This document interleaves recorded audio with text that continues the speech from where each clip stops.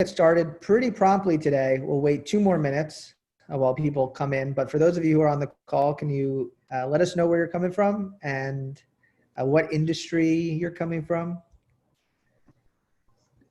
Give us a chance to see. PA, Tara, welcome.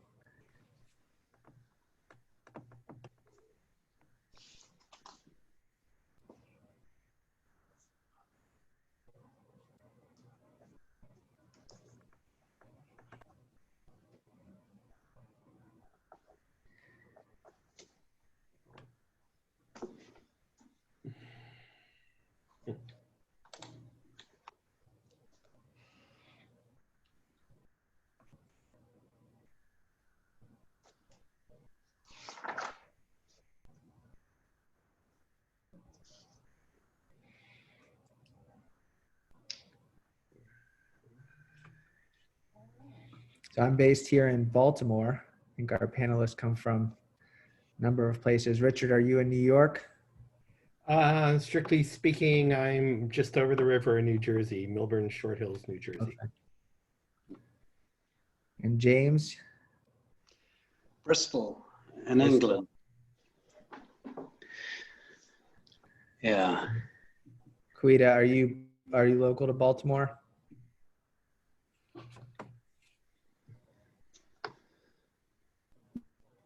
Yes, absolutely. Baltimore homes. It would be odd if you were operating elsewhere. Looks like Matt is in LA. All right. You got both coasts covered. Long Beach, California also. All right. Nonprofit. Excellent.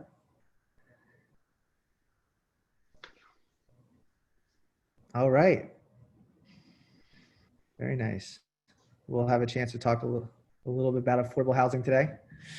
And yeah, if you have any questions as we go, please, you can use the chat window. We'll be monitoring that. And there's also a Q&A that is should be on your Zoom screen. If you're calling in, then maybe out of luck, I'm not exactly sure. You can use the chat to get in touch with us if you have a question. So we'll get started. Thanks everybody for joining us. My name's Andrew Hinton. I'm the founding partner of GL Capital. It's a real estate investment and development company located here in the Mid-Atlantic, and joined today by a wonderful panel of experts from various areas of the real estate industry, and all with a unique flavor on affordable housing, and specifically about this conundrum of why affordable housing is so undersupplied and what solutions might exist, or what economic barriers exist that are making this a really a national, really a global issue. We'll dive in just a minute with introductions, but before we start, I wanted to say thank you first and foremost to the panelists for giving us your time and your attention. We really appreciate having you. Secondly, to my team who is here monitoring and for helping set this up. Thank you, Sylvia. Thank you, Sue. And last but not least, Jamie Seward. Wouldn't be possible without you and the Johns Hopkins Affinity Alumni Group. It's a really great program to get alumni engaged, and this is the Real Estate Affinity Group, and we're doing a lot of different events. So if you are an alumni, please stay involved. We'd really love to see you out here at these types of events. All right, so the agenda for today is we'll do a quick intro and interviews with each of the panelists, followed by some discussion. We will have time for Q&A at the end. Like I said, you can use the chat or the Q&A function on your Zoom app, and we'll try to get everything answered. And yeah, so let's dive in. Our first panelist today is Matthew Kahn, who's a distinguished professor of economics and business at Johns Hopkins University. He has a truly amazing pedigree in terms of where he's worked and where he's done his research, with a focus on urban economics. So Matt, can you tell us a little bit about your research and set the stage for us. Tell us, how do you define affordable housing? And we'll go from there. Andrew, thank you. It's great to see everyone. I'm eager to learn from everyone else, so I will be brief as I'm the boring academic all night. So, one of the reasons I moved to Hopkins is my great interest in Baltimore, a city with a great past, and I believe will have a great future. And housing affordability means to me, if we think of a middle-class family who perhaps makes $50,000 a year or less, if this family spends a quarter of its budget on rent and housing, that's 12 grand a year. As a boring economist, Andrew, what can you rent for $1,000 a month or the equivalent if you own? And housing, as we know, is a bundle. It's the physical structure you live in, the neighborhood where you live in, and accessibility to fun and jobs. And in a world where we want to have it all, but where middle-class households are struggling, how do we juggle? Different families have different priorities, but that good housing would be a good physical structure in a good, safe neighborhood with good schools and with relatively easy commute. And how do we make that should be part of the American dream? How do we make that more accessible to more people whose name is not Elon Musk or Jeff Bezos? And I am looking to the panel for answers. And as an economist, it's related to supply and demand. So many of us want that, but how do we build more of this? In my center, this 21st Century Cities Initiative, we're very eager to work with partners in Baltimore and with the incoming mayor in Baltimore for how the city can do better in delivering the American dream for more households. And Andrew, with that, I'm going to let the panel keep going.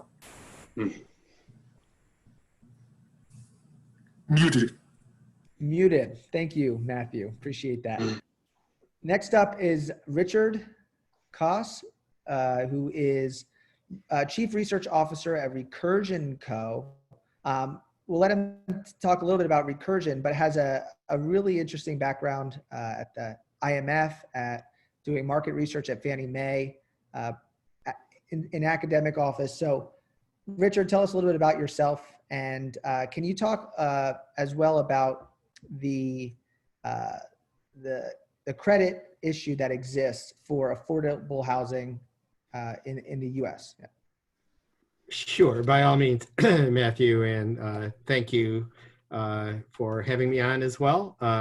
As it notes in that long description there, I was a proud member of the Carey faculty for 2 years in the real estate department, and only left to come up to New York when I joined Recursion, and now my academic hat is from the School of International and Public Affairs at Columbia. So I'm kind of the in-between guy. I have a foot in academia, but also I'm very much involved in practical issues of housing finance. And in fact, I teach affordable housing finance at Columbia, and also work with students on capstone projects for specific projects along this regard. In terms of your question about liquidity, so if there is no good news in this crisis, right? But if there is somewhat less bad news, it's that there is liquidity at all. I was listening to a panel discussion earlier this week with my colleague at Columbia, Fred Mishkin, who is on the Fed board. And he said if this had happened 15 years ago, we would have had a Great Depression for sure. Without the technology to work remotely, without the technology so that Amazon and others can deliver stuff efficiently, things would have simply broken down completely. So we've been able to hold up. And secondly, the Fed worked very, very quickly to stem what initially looked, if you remember at the end of March, an impending disaster in financial markets. For a brief time, even the Treasury market was not functioning properly, but they got that under control. The problem now with credit is not that, excessive risk aversion or stuff. It's just that a rational assessment of the situation is pretty dire, right? Most of the, of the cost of the COVID crisis falls on your $50,000 and less households. So as you know, as a result, it's very hard to get liquidity in situations where we are forestalling further problems through various government packages. Some of these are scheduled to expire soon, so we are going to have to see. Also, affordable housing finance depends crucially on subsidies, and given the dire straits that many state and local governments find themselves in as a result of the crisis, this is at risk as well. So there are some affordable deals going on, but you know, we're sort of holding on a shoestring, and it's not at all clear how it's going to proceed over the rest of the year. Thanks.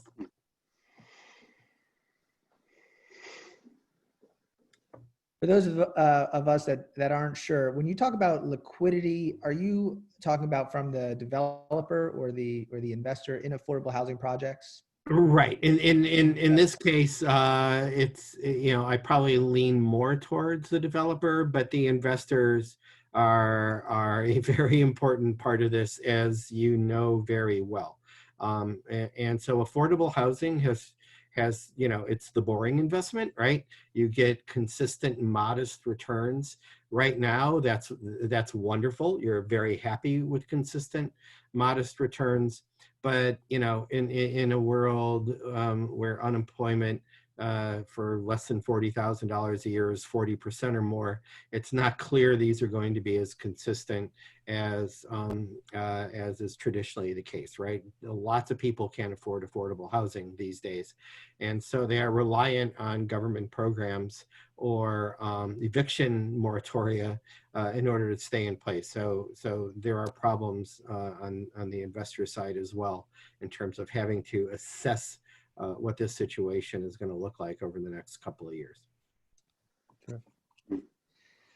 Thank you, Richard. And our next panelist is James Hodel.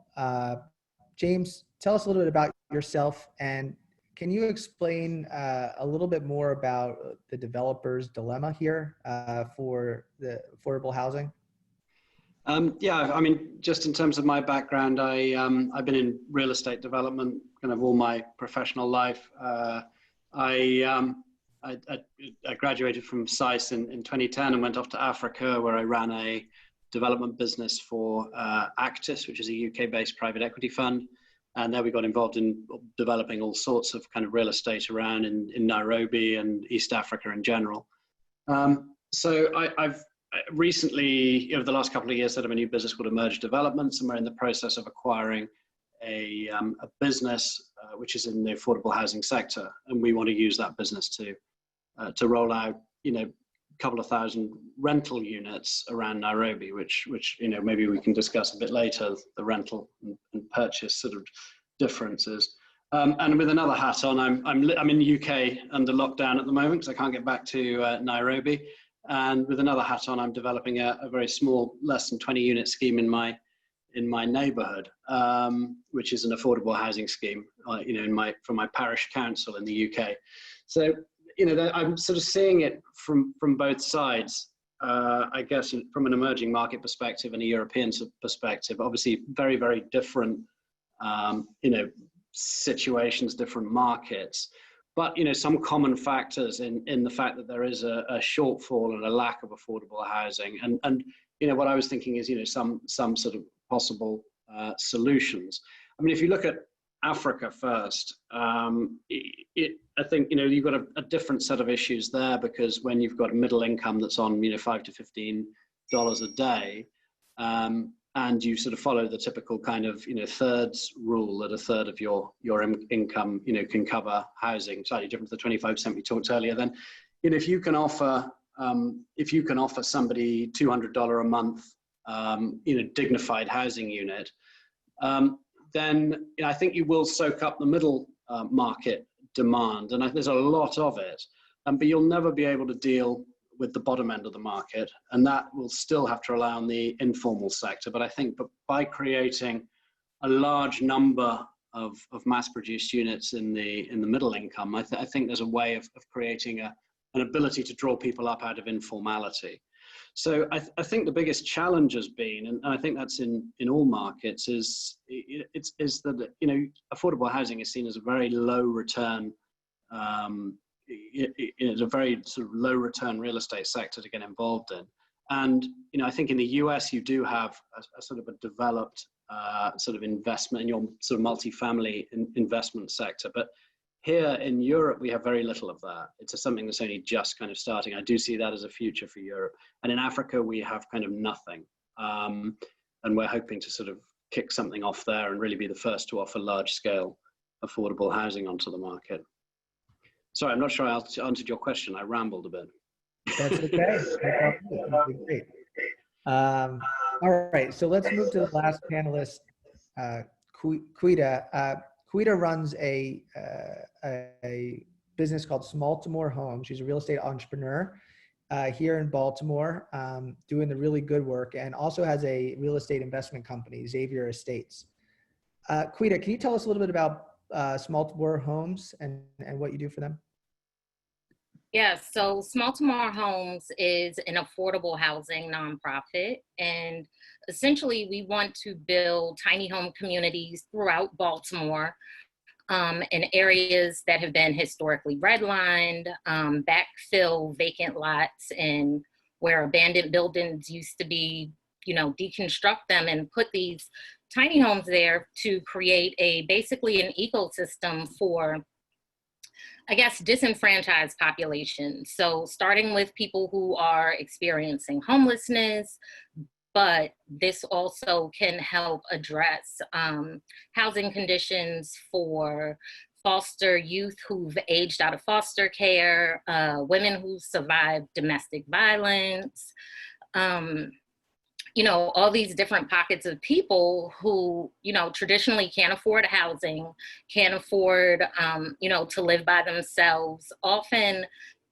they're in these situations where they're the ones that are affected by COVID-19, and therefore they're in a situation where now they can't pay their rent or they can't afford to live, you know, comfortably.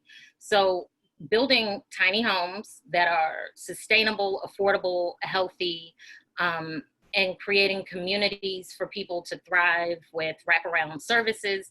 Because I'm targeting disenfranchised populations, they're going to need those wraparound services in order to thrive. And I want to, you know, create an ecosystem where that's available to them.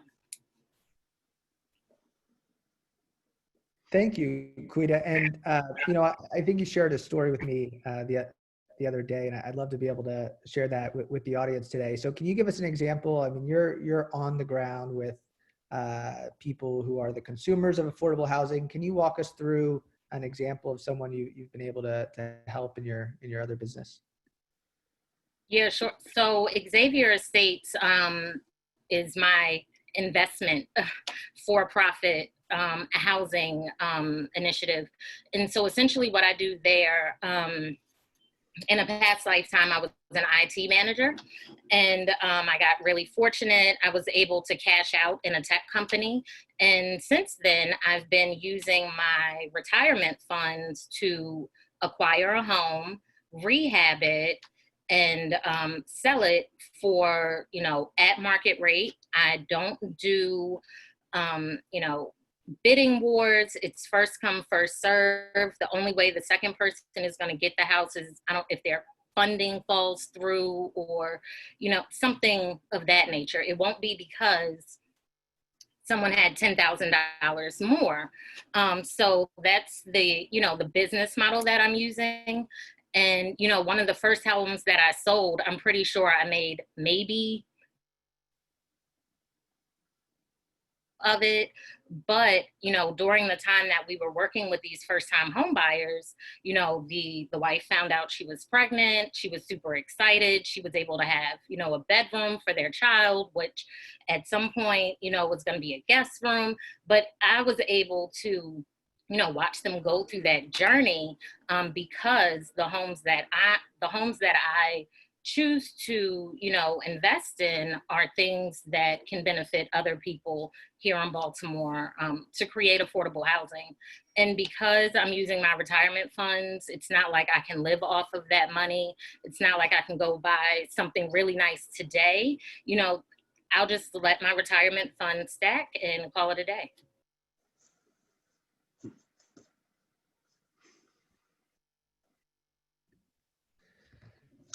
Thank you, Quita. So let's move on to the discussion here today. I think that what I'm hearing, affordable housing, huge need for it. The economics don't always work out. So Matthew, you asked me a question, is affordable housing good or bad? I think we know why it's appears to be good. What's the main issue here that we're dealing with? So in my urban economics class at Hopkins, we talk about when is the price of real estate low? Can the price of housing be too low? And if there's housing that features lead paint, that is far from jobs, that is not in a good school district, real estate economics teaches us that the price of that housing will be low if this is a dilapidated unit.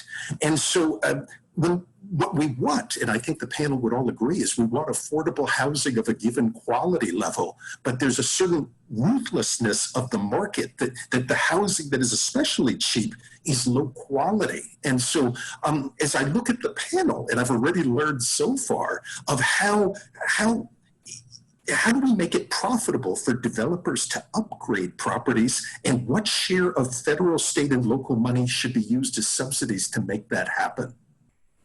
Because Baltimore features cheap housing, but I worry that that's due to demand, and that the housing needs to be upgraded just to dignify everyone's quality of life.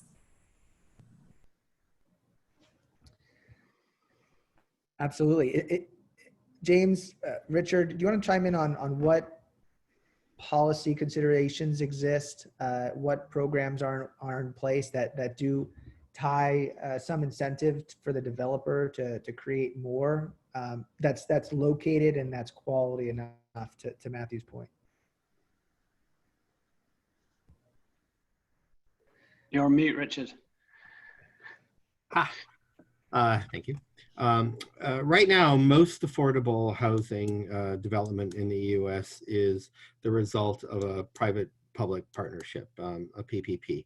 So back in the day, it was mostly totally federal with some local government-owned projects that was deemed to not be sustainable and work very well for a variety of reasons. We can go on about that.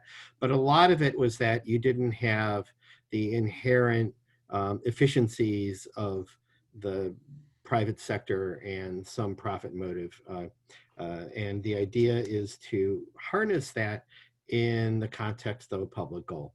And so it's very complicated, but there are two main parts. One is financial regulation. So every bank in the United States is subject to the Community Reinvestment Act.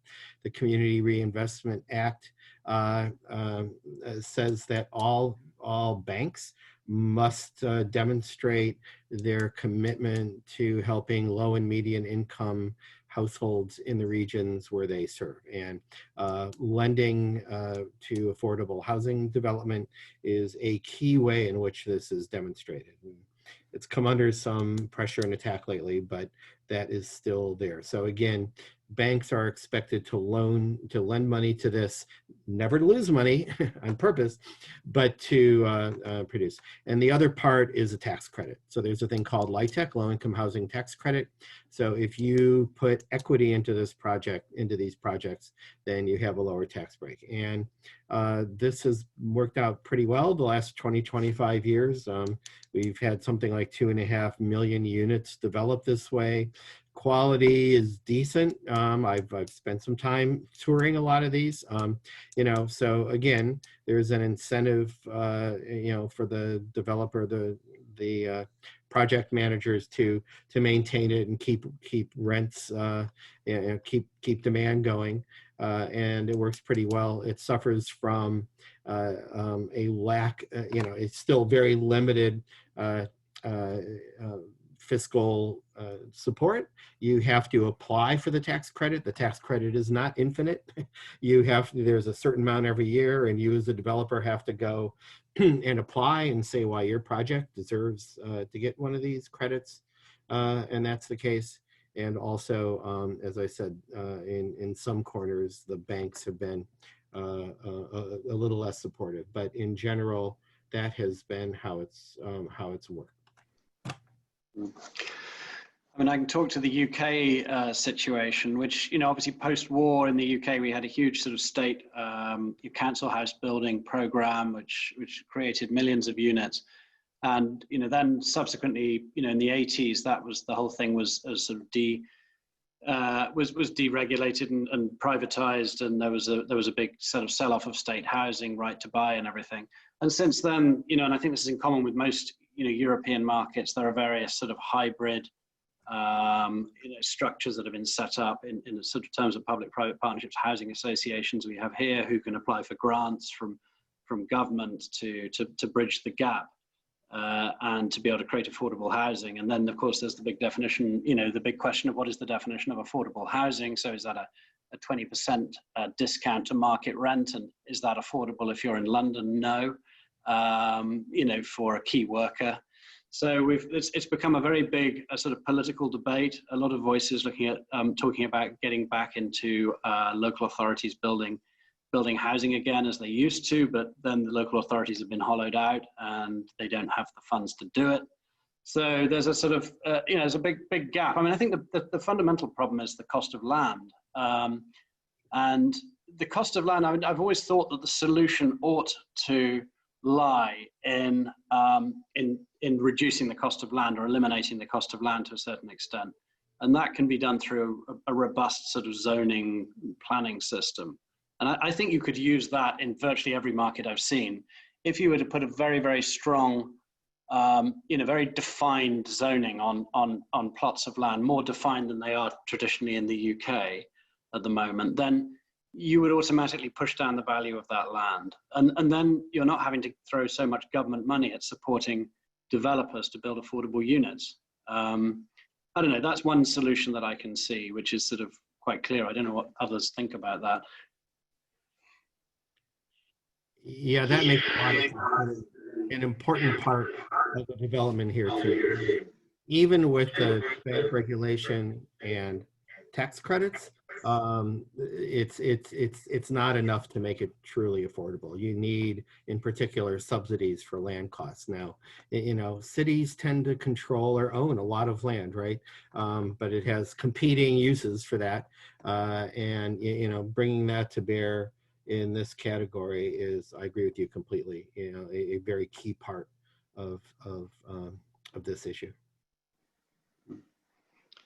Yeah, I mean, we have in this country, you have a price of a field of a piece of agricultural land is maybe $10,000 an acre, and a piece of land with planning permission is worth, say, between $500,000 and $1 million an acre.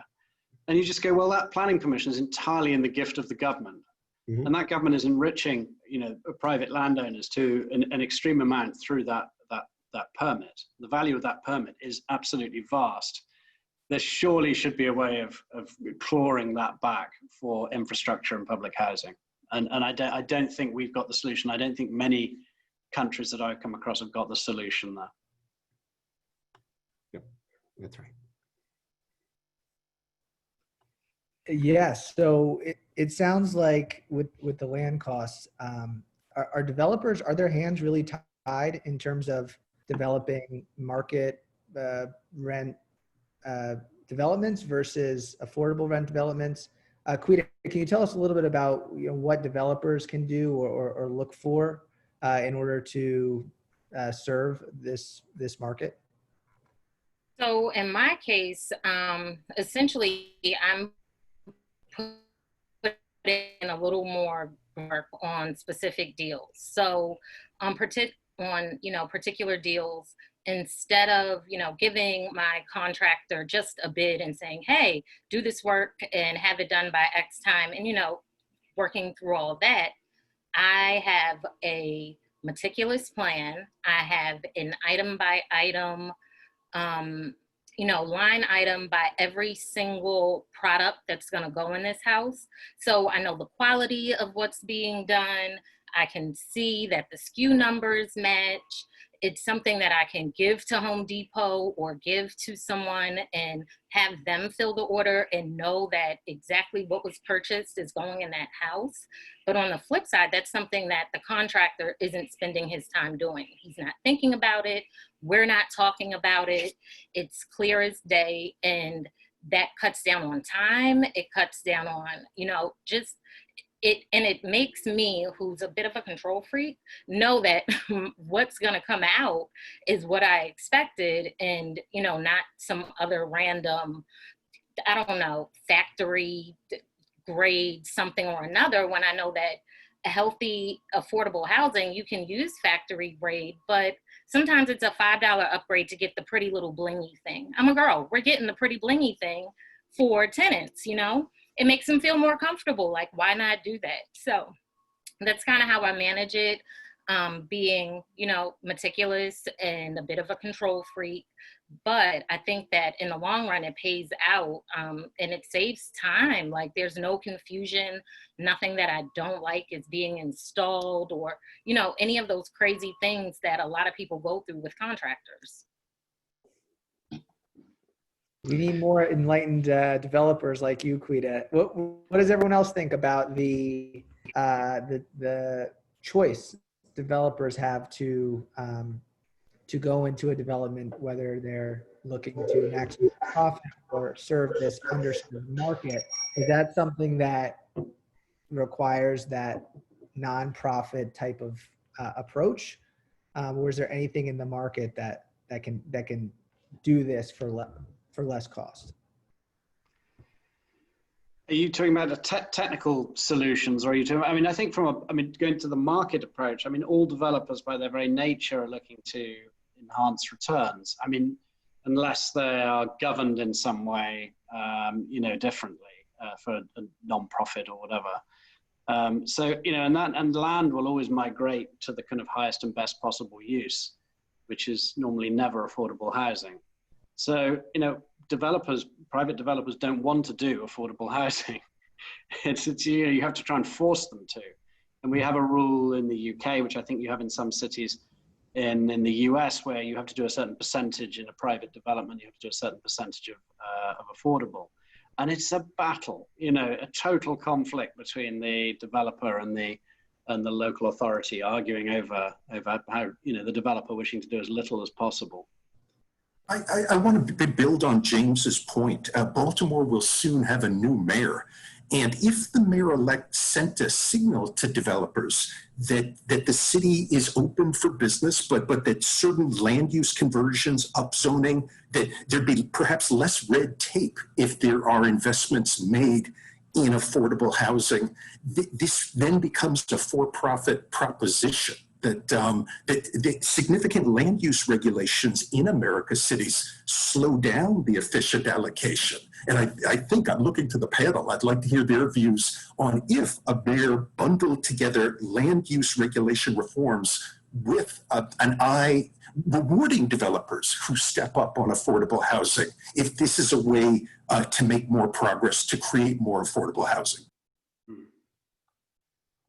Yeah, so I'd like to speak to that. I'm applying to an RFP now for an affordable housing collaboration with the Community Land Trust here in Baltimore. So yeah, that is absolutely what has to happen. And, on the flip side of things, I almost feel like, in a way, from my perspective, the city of Baltimore is in the disrepair that it is because of decisions made by the city. Therefore, they should be responsible to fix them, whether it's a subsidy or grants to nonprofits.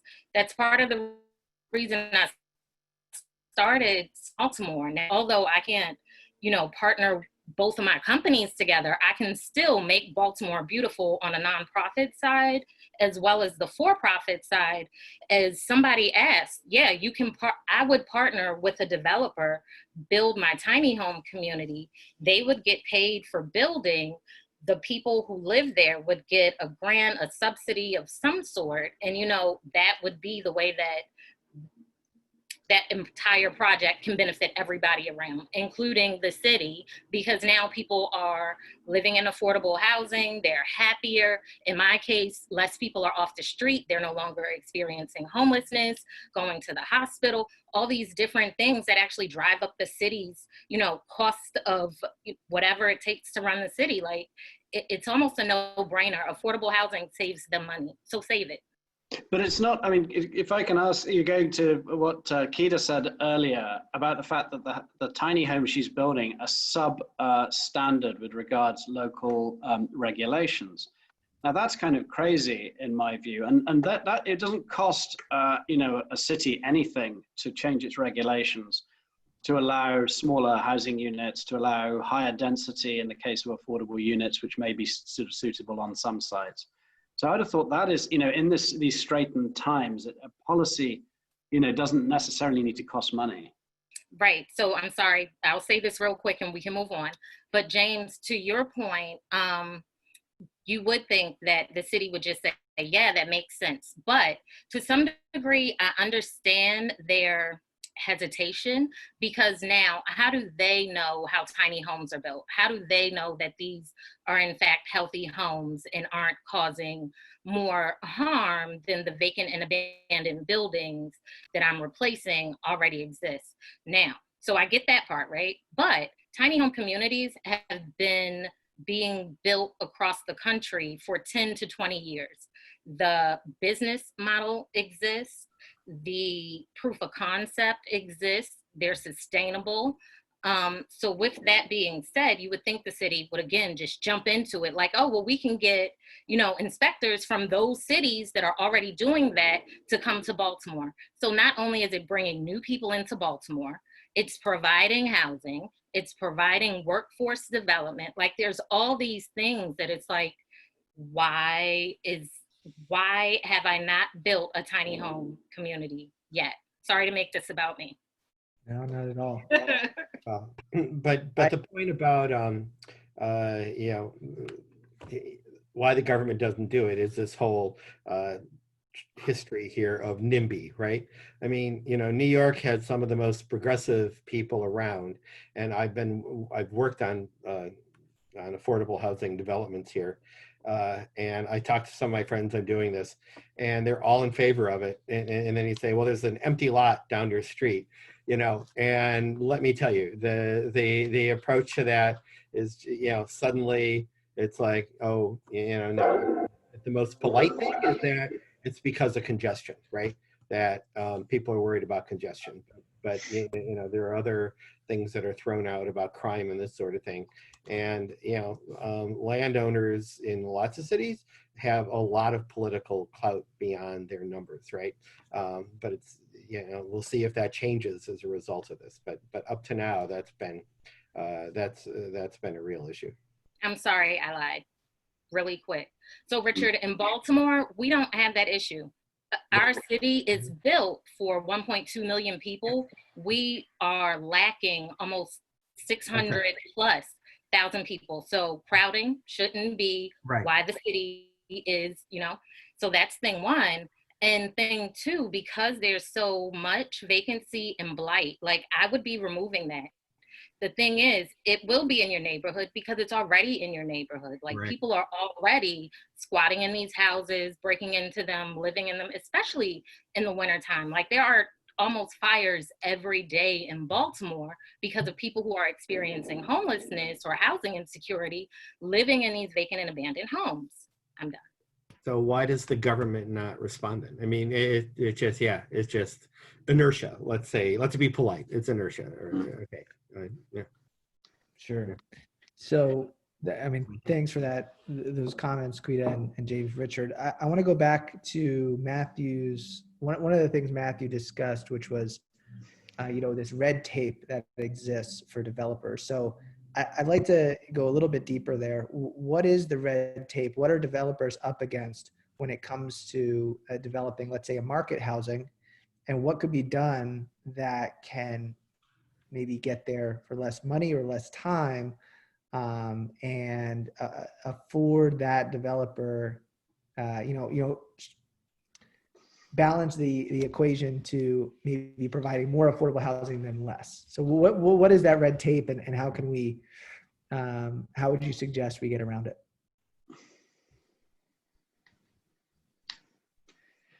I mean, talking about it from the UK perspective, I mean, and I guess it's the same in the US. I mean, it's the more regulation comes in. I mean, to improve everybody's lives, you have better health and safety regulation, you have better environmental regulation, you need to protect the bats and the newts and, archaeological remains and everything. It's great. It's all good stuff. No one can argue with any of that. But the sum total of all of that is it pushes up the price and the time it takes for a developer to do anything, and increases the price of the housing as a result. So it's a real challenge. And I don't kind of know where I sit on this, because no one wants to say, well, make houses less safe or make them less green.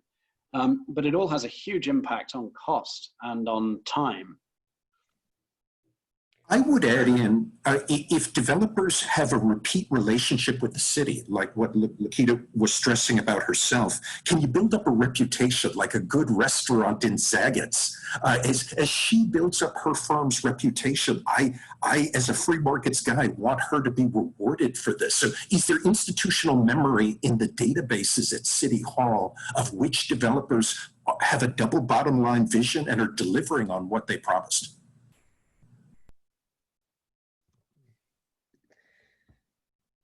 Absolutely. That's so interesting. So, my firm does a little bit of development. I know a lot less than you, but there's, the entitlement process is quite long. So when you said red tape, the thing in my mind was the amount of time it takes to go from identification of a property to the construction could be thousands of dollars of finance costs, thousands of dollars of just taxes, insurance, all of that. So for me, maybe the highest and best use is market because I need the rent, whereas otherwise, I might look at that as an incentive. So that came to my mind when I heard you talking about red tape a little bit. That wasn't, well, do we need the sprinkler system or not? Because you need the sprinkler system. But yeah, very interesting. So we've gone 42 minutes. It's July 2020, and we haven't talked about COVID-19 at all. So I'm going to talk about it next. What are the long-term? Well, it's going to be tough to say the long. What are the short-term implications on the affordable housing market? What do you see as maybe some long-term implications? And that could be for all the panelists, if you want to go, whoever's an idea. Yeah, I know in my case, in my case, so with Xavier Estates, I also do property management, and a lot of my tenants were not able to pay their rent for multiple months. So a few of them are still behind. Again, I'm an affordable model, so I kind of keep these things in mind, knowing the population that I'm, serving. But to your question, there's going to be a slew of evictions. Like there's going to be, unless there's some sort of,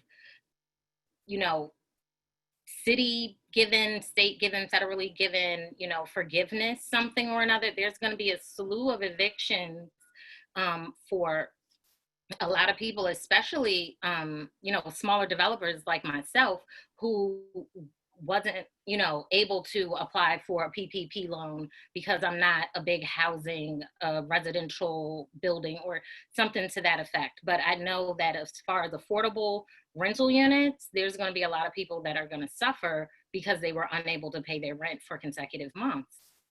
Same for the housing market. A lot of people weren't able to pay their mortgage, and now they're going to have this balloon payment due, not realizing that that's what they were agreeing to.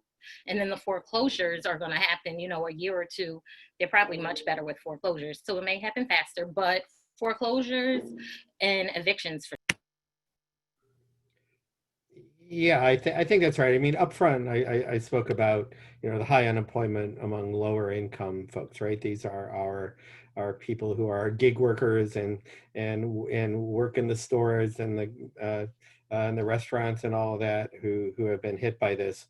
And they're because of payments by the government and extended unemployment, push it off. I think still 90% of people are paying their rent, but the potential for much worse is not far away at all, to Keita's point exactly. Longer term, what's really interesting is this notion of how are we going to choose to live, right? So densification was always one of the number one solutions to this. We're going to pile more people into higher structures near, and it's not clear, right this minute that you're going to find a lot of people anxious to go that way. It'll be more like things like garden apartments in first ring suburbs close to transportation, where you have a little bit of space and can still maneuver. But we haven't worked out how this is going to go yet. But working from home could well be a more permanent part of a lot of people's lives than it was before, and that's going to affect your housing, right? Work and housing are a joint decision. They bounce off each other, and now it's all taken a big shock, and we're going to have to see how it ends up. But it's the pressing long-term issue here is just these lifestyle and work choices.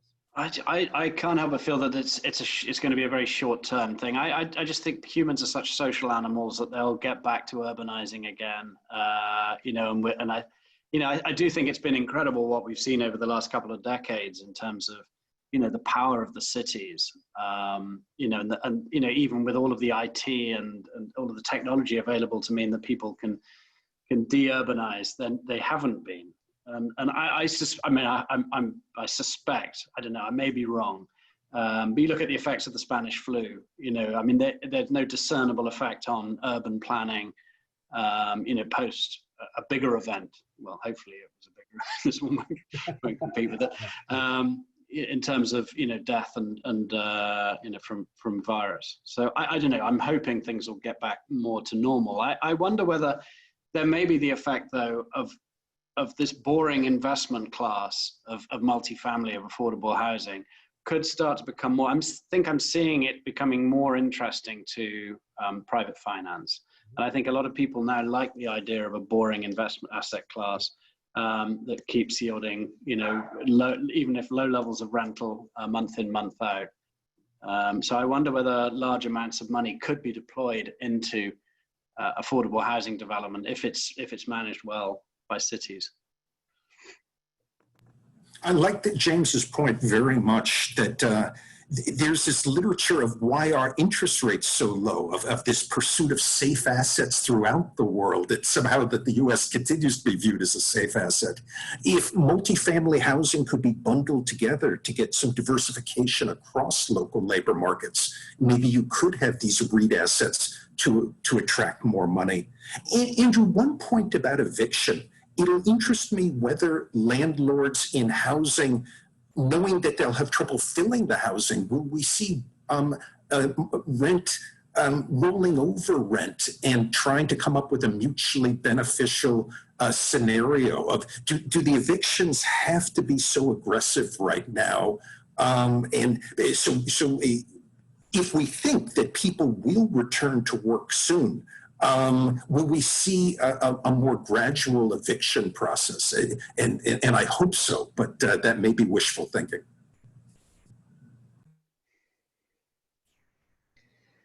Yes, it's a terribly difficult situation.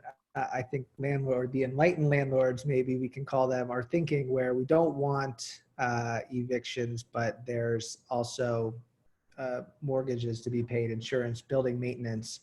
So if everyone paid nothing, these landlords wouldn't be able to survive. So it's such a difficult situation. But I think you're right. I think communication, this is a time when landlords need to be in constant communication, and tenants as well have a obligation to be in communication and come up with a payment plan and honor that plan and just be proactive. I think that's the step for the next 2 to 3 months, and then hopefully right, things will start to calm down a little bit. I mean, Well, we're do you almost think? out of, yeah, go ahead.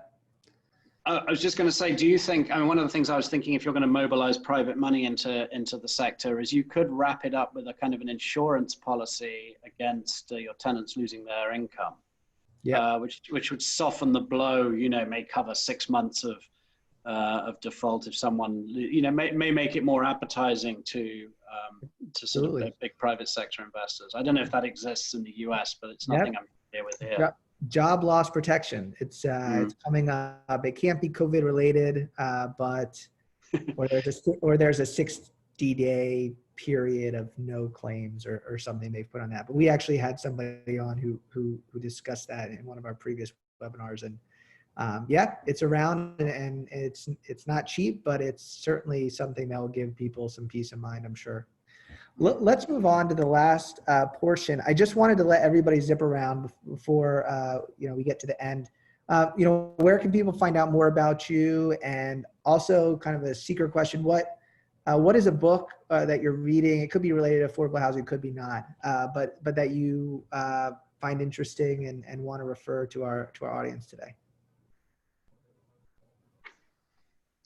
So I'd encourage folks to take a look at my center, the 21st Century Cities Initiative, that we continue to work on many of these economic themes that our panel did such a great job on. The book I want to sell is not my own book, but my friend Enrico Moretti's The New Geography of Jobs, where he emphasizes the importance for those places that can become tech hubs. Of course, this benefits the Jeff Bezoses, but he tells a compelling story of how it helps the middle class. And with income growth of the middle class, more housing becomes affordable. And so it's an optimistic book about in the skills economy of how this creates opportunity for the middle class as well. The New Geography of Jobs, Enrico Moretti.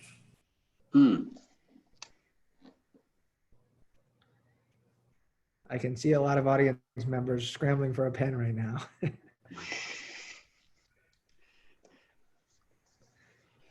Yeah, I mean, I picked up a couple. Oh, sorry, Richard. Oh, no. It's okay. I'm very much a history buff, and so I enjoy reading about past attempts at dealing with this issue. And there are some wonderful books out there about the various public housing projects around the country. And Cabrini Green was one of perhaps the most famous in Chicago. It was absolutely enormous. And there were many, many movies that were filmed there and this sort of thing. And there's a book called, I had to remember the author, Ben Austin, High Risers, Cabrini Green, and the Fate of American Public Housing. And it really touches on a lot of what urban life was like back in the 70s and 80s as they were developing it. In terms of myself, I was a bit remiss up front. So my company is called Recursion Co. We are a big data fintech company. We're all about democratizing data and bringing this huge amount of information that's out there and making it more available than just the largest institutions to a broader class of people. And we run a blog, recursionco.com/blog. And it's very not typical. We don't give market updates. We find interesting patterns and behaviors among lenders and borrowers and investors. And we update a few times a week. But I'd encourage you all to take a look. If you have any questions, you can find my contact information there.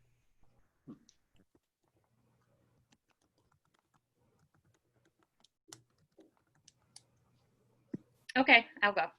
So the book that I wanted to share is How Children Succeed. It's completely, in line with one of the tiny home communities that I want to build, specific to youth who are LGBT, of the LGBT plus population, and kids who age out of foster care.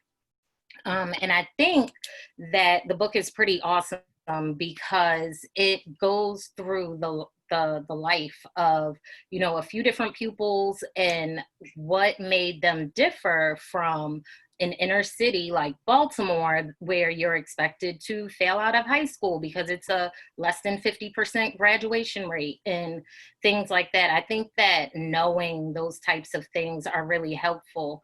And at the end of the day, it ends up being, you know, let them know that it's hope and opportunity that's to mentor and, you know, pour into children. And now that kids have been at home for months and months because of COVID, you know, my poor heart breaks for them. And especially those in Baltimore City schools, I think there was a statistic like 40% of them didn't get to log in because they don't have Wi-Fi at home. So, you know, addressing all of these different issues that my beautiful city has will always be the focus of what I'm reading.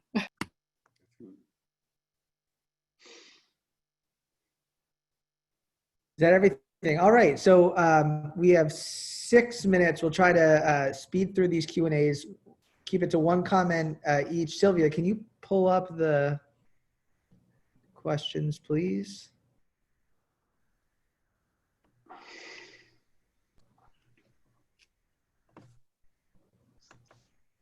I'll start with the one I can see here. Approximately 76% of the populace lives in incorporated areas of under 5,000 people. How do we help the folks in these areas? Our focus always seems to be on the big cities. And I'm doing my little parish council project at the moment, which is quite an eye-opener. And I think it's not going to be, the big problem I'm finding is actually getting to developer interest. So we may end up just having to develop it ourselves. And it's a real challenge because in smaller communities, there's just as much need for affordable housing as there is in big cities. But there's a sort of economies of scale for developers. And it's an interesting challenge because you've got to go through the same bureaucracy, but for a project of a fraction of the size. And less diversity. I mean, you're just subject to what happens a lot of times with one employer or some trend in the local economy that affects everything. I mean, that's one thing that makes it just very, very challenging. So we have a question about the stimulus package given the U.S. during the pandemic. Of how does that affect affordable housing in a positive or negative way? I know we touched on that, but will this change the way developers look at, in quotes, modest affordable housing in the short term? Has there been any reports on the stimulus effect on affordable housing to anyone's knowledge? Yeah, not that I could speak to. Not that I could speak to. I'm trying to think my hardest. Like, I don't think that the developers that cared before will continue to care. The developers that didn't care before, I believe, will continue not to care. I don't really think that it's going to change anything, to be completely honest, personally. Andrew, the one thing that I would add, and again, I apologize for being an economist, is at some point we're going to have to pay back this money, and of just what's the pathway of taxes going forward. And as we face that tax path of will that affect developer incentives? That was a question, not a statement.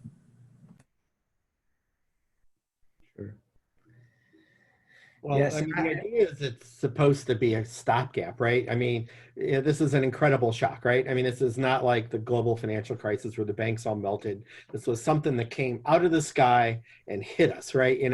And the hope is that there are cures and treatments and we can start to go, so you just need something to carry you through, because if you have too many bankruptcies, then it's harder to reverse, right? So you keep that going. But how long will it last is very much to the point. But what turns recessions into depressions is too much concern for how we pay it back. And we figure that out once it's fixed.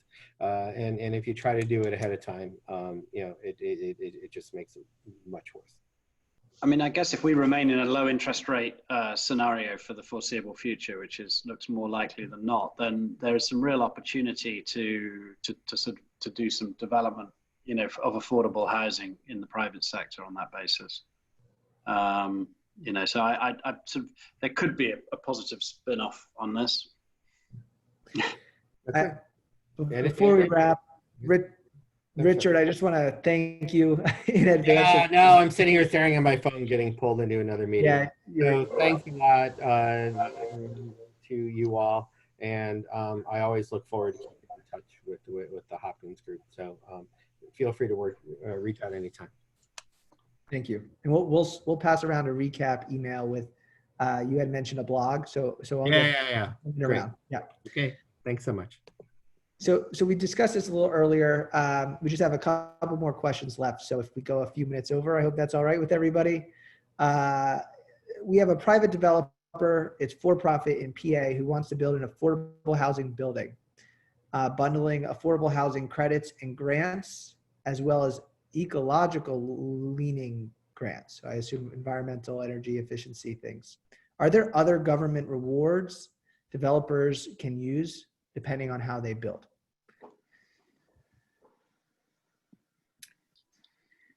So the answer is yes, but they often end up being really expensive to build to get the accreditation. One of the ones that come to mind is LEED, L-E-E-D, and building to those specifications, but it tends to be really costly. Not that it's not worth it, but that's something to be considerate of. But whoever answered that or asked that question, if you put your information in the chat, I'll reach out to you, because one of the things to consider is to pair with a nonprofit, because they can always go after funding if you can't.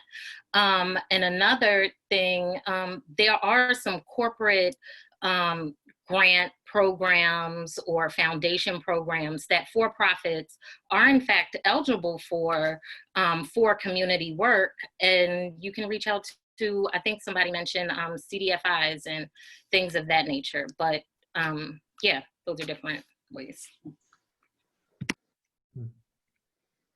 So Quita, another question for you. What do you see as the difference between tiny home communities versus mobile home communities? Are we just doing a somewhat different shell, but moving back to the 50s? I mean, in a way, yes, but mobile home communities aren't, they're not personalized. You don't get to choose what's in it. Everything is so cookie cutter. And so there's a perception that there's not as much pride in a manufactured home. And tiny homes are super cute. You can personalize them. They're really trendy right now.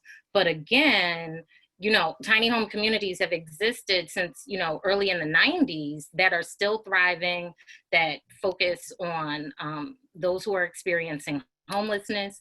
And whether it's a manufactured house or a tiny house, if it's built affordably and it's healthy, like I don't care personally as far as I'm concerned. It's really the perception of the consumer, and that's what we're speaking to. Well, what do you believe that a small city, 5 to 25K, can do to mitigate the issues that are caused by lack of income for people to pay their rent? Any thought on an integrated solution with food banks and ALICE funding to mitigate the impacts? So this is to address, I guess, the demand or the income of this is a big question. Anyone have any thoughts?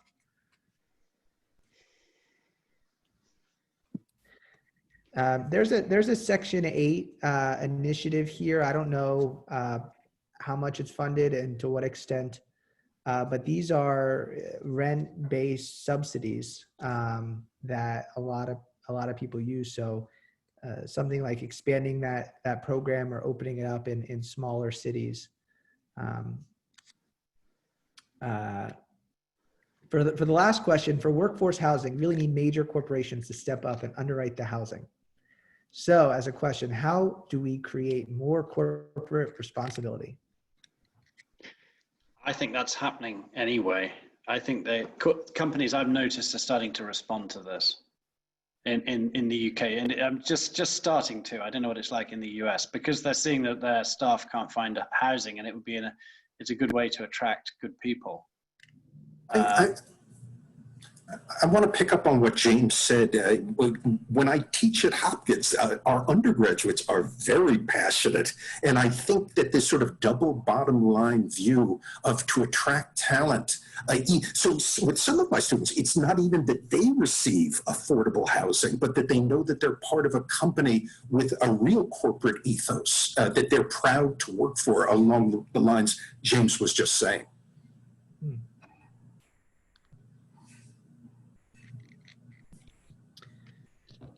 All righty. I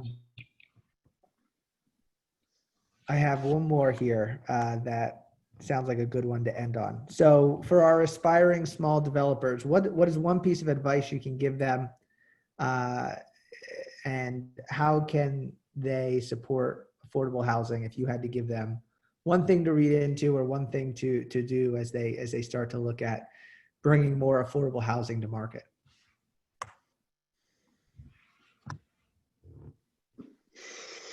I would say real estate seems to be really trendy right now. Like people are interested in it. Everybody wants to flip, yada, yada, yada. So even if you're the person, I'm sorry, people should find mentors. So before you get started, before you get too deep into it, find somebody who's already doing it so that they can talk you through the mistakes that they've already experienced. You don't have to go through them. It exposes you to their network. And it allows for you to, get your feet wet, so to speak. So definitely find a mentor. But my point was, even if you're interested in affordable housing and they're for profit, building is building is building. There's some fundamental things that you can learn from someone like that. So as long as they're in the industry, I would say start by finding a mentor, or reaching out to somebody who you admire and seeing if you could shadow them, if they have some event going on, something like this. There's all types of things. Terrific. My view from my experience is if you want to do affordable housing, you're not going to make the money that you make. If you intend to make money, well, you have to make money because you need to start. You want to expand and you want to do more. Is you're going to have to work the whole grant system, and you really need to get to the bottom of that and understand exactly what's available in your area. Talk to the right people. Find a mentor, as Keita was saying. I think it's really important because to do affordable housing, you have to get help. You have to know the legislation. You have to know everything. I agree with you, James. And I wanted to add that I'm going to reach out to you because I think I've seen a grant that's available. Or did you say you're building in Kenya? Yes. I think there's a grant available for new, I'll reach out. Sorry, guys. That'd be great. Thanks. Well, thank you so much, James. Thank you, Koita. We already lost Matthew and Richard. I believe they had something. And for everyone who's joining and still with us, really appreciate you for being here. Jamie, as always, thanks a lot, and stay tuned. You can join our community here. We do webinars from time to time and would love to see you all again. So that's a wrap for today. Thanks again, everybody.